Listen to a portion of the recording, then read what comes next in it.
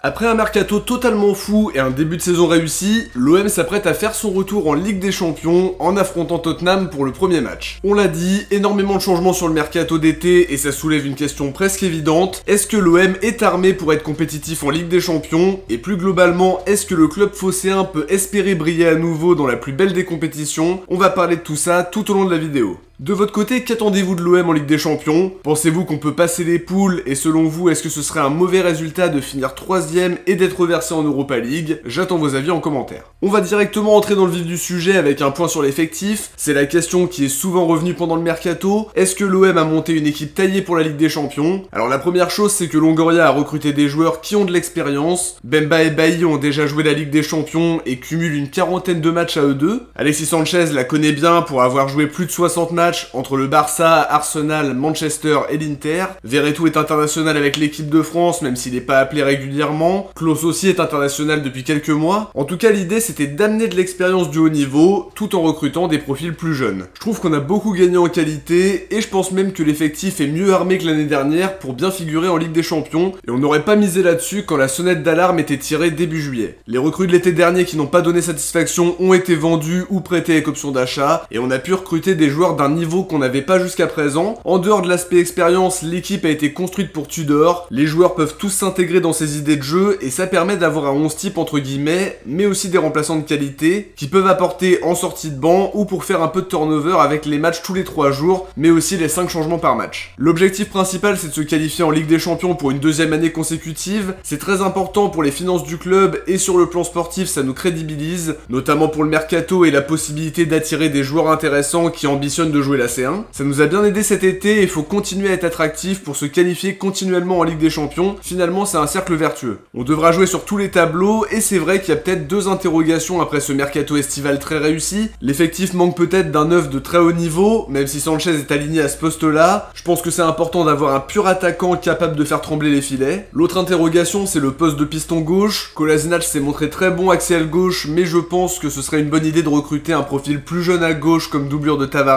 Sachant que Kolasinac de son côté compense le départ de Tchaeta Tsar au sein du trio défensif, et au vu de ses dernières performances, il pourrait avoir plus de temps de jeu que prévu. L'avantage c'est qu'on a doublé quasiment tous les postes, et déjà ça donne une autre dimension à l'équipe quand tu vois un banc de cette qualité là. Après pour le moment on parle que de ce qu'on a sur le papier, mais c'est la réalité du terrain qui va parler. En face il y aura des équipes habituées à l'Europe, qui connaissent très bien le contexte européen, et qui sont peut-être meilleures dans leur gestion des matchs de très haut niveau. Après on n'a pas un effectif top tier de Ligue des Champions non plus, c'est peut-être plus le cas en Europa League qui est aussi une compétition très relevée. Je pense qu'on est bien mieux armé que les années précédentes, l'effectif est très cohérent et je pense qu'on a sur le papier une équipe qui a donc le potentiel d'aller très loin en Europa League et éventuellement de faire une belle performance en LDC, même si dès les 8ème de finale tu risques de tirer un gros. Maintenant c'est à Tudor de trouver la bonne formule, la solution contre des adversaires qui vont tenter de nous faire déjouer. Ça va être un gros travail d'analyse, un énorme travail tactique parce qu'en face il y a de très bons coachs qui sauront trouver la petite faille et de notre côté il faudra que ce soit aussi le cas tout en limitant nos propres erreurs. La question qui se pose maintenant c'est à quoi faut-il s'attendre pour l'OM dans cette Ligue des Champions 2023. Comme je l'ai dit un peu plus tôt, c'est une compétition qu'il faut jouer très régulièrement pour grandir en tant qu'équipe et viser des objectifs plus hauts comme une qualification en quart ou une qualification très régulière en 8ème de finale qui permet à l'équipe de grandir aussi. Une place en 8ème serait un très bon résultat pour un retour en Ligue des Champions évidemment, mais faut que ce soit confirmé par un podium en fin de saison, sinon ça casse la dynamique européenne aussi. Dans le groupe qu'on a tiré, on peut espérer passer en 8ème. On aurait pu avoir un tirage beaucoup plus compliqué et on a échappé de peu au groupe de la mort avec le Barça, le Bayern et l'Inter. Je pense qu'il y a de la place et faut pas gâcher cette occasion. À côté de ça, une 3ème place ne serait pas un mauvais résultat. Je pense que derrière on peut faire un bon parcours en Europa et pourquoi pas même aller au bout, soyons fous. L'équipe me semble taillée pour ce genre de challenge, peut-être moins pour créer l'exploit en 8ème contre une top équipe européenne, en tout cas pour le moment. Faut viser une qualif en 8ème quoi qu'il arrive parce que ça va nous tirer vers le haut. Financièrement parlant, c'est très intéressant par rapport à l'argent que ça pourrait rapporter. Il y a une question importante à se poser, est-ce qu'on préfère aller en 8ème de Ligue des Champions, quitte à se faire sortir par un top club et derrière pouvoir se concentrer sur le championnat pour retourner en Ligue des Champions, ou alors jouer l'Europa League à fond si on termine 3ème et avoir des matchs tous les 3 jours, y compris pour le sprint final, et revivre l'épisode de 2018 où on termine au pied du podium avec un bilan énorme de 77 points. Faut pas oublier qu'une 2ème qualif en 2 ans nous mettrait dans de très bonnes conditions financières et nous permettrait de continuer à être attractif mais aussi à prendre de l'expérience en Ligue des Champions. Pour le moment c'est dur de de se projeter parce que l'équipe se connaît pas encore parfaitement, il n'y a pas encore tous les automatismes même si le collectif prend forme et a déjà montré de gros signes de solidité défensive mais aussi de solidarité comme pour la victoire face à Nantes à 10 contre 11. Le groupe est en train de naître autour d'Igor Tudor, faut pas s'imaginer rouler sur tout le monde mais il y a moyen de faire plus que bonne figure dans cette compétition. On a trouvé un bel équilibre derrière et si on se montre plus régulier devant le but, on peut dérouler plus facilement tout en sachant que notre style de jeu va perturber nos futurs adversaires, mais encore une fois, faudra beaucoup de fraîcheur et une belle gestion de l'effectif pour rester compétitif sur tous les tableaux. Il y a un élément très important en faveur de l'OM sur cette campagne européenne, c'est le retour d'un vélodrome plein pour des affiches qui s'annoncent hyper excitantes. La dernière fois, il n'y avait pas de public, ça avait gâché beaucoup de choses, et là, ce sera un atout plus qu'important. On se souvient de la ferveur des matchs contre Leipzig et Salzbourg en 2018. Dans ces conditions-là, l'équipe peut soulever des montagnes, et ce sera compliqué pour tout le monde de venir jouer à Marseille. Et comme on le dit toujours, il faut pas l'oublier, l'Europe fait totalement partie de l'ADN de l'OM. On le rappellera jamais assez, mais on est à jamais les premiers, et ce serait magnifique de vibrer à nouveau cette saison. En tout cas, le peuple marseillais le mérite largement. Le Vélodrome sera, on l'espère, le théâtre de grosses remontées ou d'exploits face à de grosses équipes où on est donné perdant à la base. C'est tout ce qu'on souhaite à cet OM 2022-2023 qui nous régale depuis le début de saison. Avec la ferveur des supporters et l'envie que mettent les joueurs en plus de leur qualité technique, ça peut donner de grosses performances de notre part et je pense qu'on peut vivre de belles émotions.